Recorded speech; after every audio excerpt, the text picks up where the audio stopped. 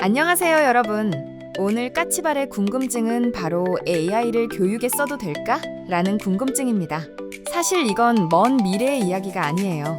지금 이 순간에도 학교에서는 AI 튜터를 쓰는 학급이 늘고 있고 부모님들은 이게 도움이 되는 건지 해가 되는 건지 고민하고 있죠. 그래서 오늘 교육 전문가들의 핵심 논쟁을 하나씩 짚어볼게요. 첫 번째 질문이에요. AI가 숙제를 도와주는 건 학습 보조일까요? 아니면 스스로 생각하는 힘을 빼앗는 걸까요?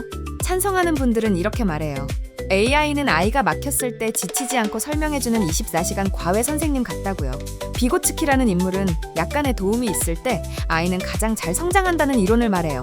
AI는 답을 떠먹여주는 것이 아니라 질문에 답하고 개념을 설명하며 아이가 스스로 도달하도록 돕는 비계, 즉 발판 역할을 한다는 말이죠. 또한 즉각 피드백의 효과예요.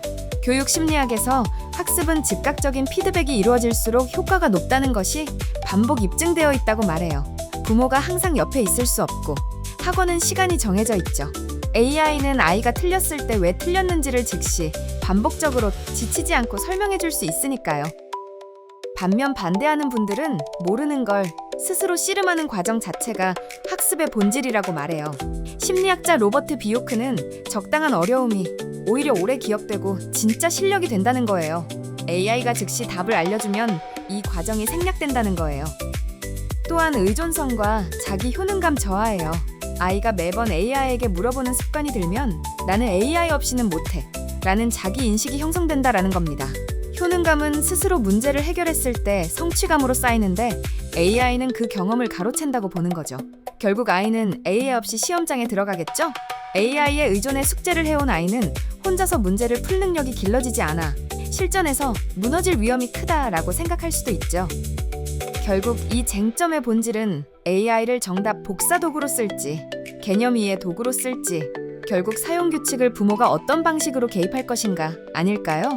부모의 판단이 끝난 뒤에 그렇다면 우리 집에서는 어떤 규칙을 만들 것인가로 이어지는 것이 이상적일 것 같네요. 두 번째 이야기예요.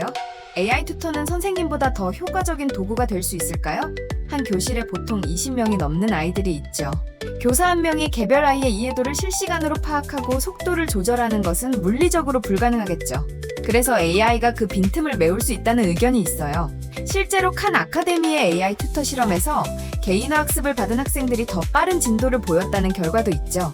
AI는 아이 한 명 한 명의 오답 패턴, 반응 시간, 이해 수준을 분석해 즉시 난이도를 조절할 수 있다는 거죠.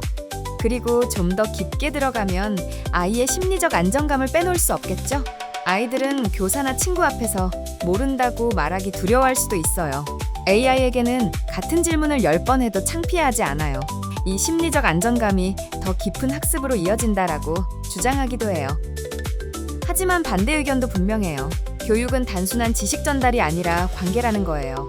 선생님이 아이의 표정을 살피고 오늘 무슨 일인지 물어보는 그 한마디는 어떤 알고리즘도 대신할 수 없다는 거죠. 신뢰와 애정으로 형성된 관계인 친구와 토론하고 틀린 답을 발표하고 그 과정 속에서 문제를 해결하고 선생님께 칭찬받는 경험을 AI는 제공하지 못하겠죠? 여러분들에게 교육이란 성적표가 먼저 떠오르나요? 아니면 아이와 사회적 관계가 먼저 떠오르나요? 이 이야기의 쟁점은 효과적을 어떻게 정의하느냐가 핵심인 것 같아요. 시험 점수와 개념 이해라면 AI가 유리할 수도 있고 하지만 동기, 정서, 사회성까지 포함한다면 이야기가 달라지겠죠? 교육의 목표를 먼저 합의하는 것이 이 이야기의 전제 조건인 것 같네요. 마지막 질문이에요. AI 교육 도구는 경제적 여건에 따른 교육 불평등을 심화시킬까요? 줄여줄까요? 찬성 측은 AI가 처음으로 값비싼 개인 과외를 무료나 저렴한 비용으로 모두에게 제공할 수 있는 기술이라고 말해요. AI 튜터는 월 몇만 원 혹은 무료로 개인화된 학습 지원을 제공하죠. 이것은 사교육 시장이 만들어온 교육 불평등을 구조적으로 완화할 수 있는 가능성이기도 해요. 그리고 인터넷만 있으면 서울 강남의 아이와 동일한 질의 개인화 학습을 제공할 수도 있죠.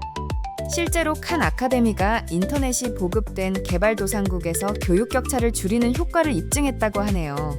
농어촌 아이도 서울 강남 아이와 같은 질의 학습을 받을 수 있다는 거죠. 하지만 반대하는 분들은 AI를 잘 쓰려면 결국 기기 인터넷, 그리고 부모의 디지털 리터러시, 즉 정보를 주도적으로 접근하기 위해 고성능 기기, 요즘 특히나 말이 많은 유료 AI 토큰 종량제, 구독 서비스 등이 필요한데 이 모든 게 다시 부모의 경제력과 연결된다고 말해요. 고학력, 고소득 부모는 AI를 자녀 학습의 도구로 전략적으로 활용하지만 그렇지 않은 가정에서는 AI가 오락 도구로 소비되는 경향이 있다는 연구 결과도 있고요. 도구는 평등해도 그 도구를 쓰는 환경은 평등하지 않다는 거예요. 이 주제의 쟁점은 도구의 평등과 사용 조건의 평등은 다르다입니다.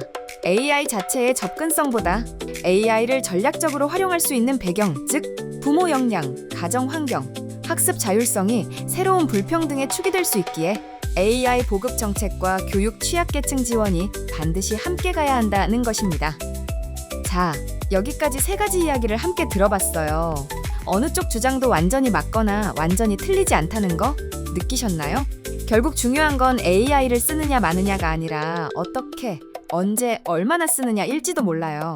그래서 딱 세 가지만 여러분께 묻고 싶어요. 첫째, 우리 아이에게 AI를 어떻게 쓰게 할 것인지 구체적인 규칙을 정해보신다면 어떤 게 있을까요? 둘째, AI 시대의 부모의 역할은 뭐라고 생각하세요? 셋째, 10년 후 우리 아이들이 AI와 어떤 관계를 맺고 있기를 바라시나요? 댓글로 여러분의 생각을 남겨주세요. 저는 정답을 드리려고 이 영상을 만든 게 아니에요. 함께 생각해보고 싶어서 만들었어요. 여러분은 어떻게 생각하시나요? 끝까지 봐주셔서 감사합니다. 이상 까치발 궁금증이었습니다. 다음 영상에서 또 만나요.